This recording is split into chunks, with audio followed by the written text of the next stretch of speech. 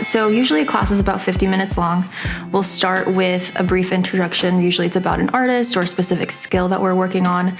And then I'll usually do a quick little demo of the project that we're doing and introduce it to the students. And then we'll usually do it together for a little bit, and then I'll have them do it independently.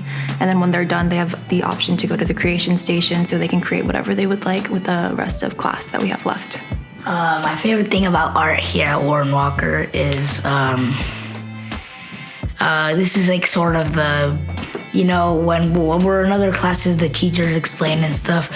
Art class is like when it's time for the students to shine and you get to show your creativity to your teacher. You're throwing so many different things, and so art is just really fun because it helps me get like focused. It's like my zone. So I try to expose them to a lot of mediums just because I think it's fun for kids to try new things every single day.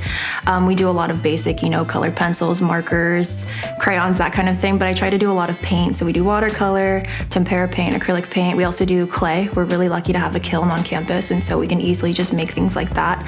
And we also do plaster, paper mache. I try to give every grade level something specific to work on, so that way it aligns with their, developmental abilities, and over time they can do something more challenging.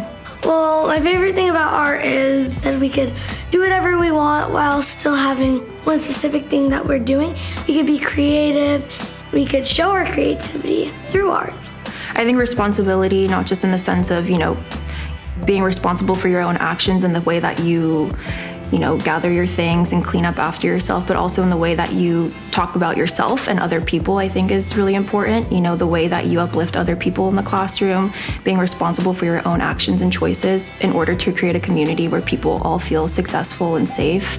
I think that's super important. And I think as a school, that's something we really try to motivate and instill within our students. And so when they come to class, I remind them that this is a judgment-free zone. We do what we feel comfortable doing so that students all have the space and the, feeling of safety so that they feel like they can be themselves and be creative in everything that they do.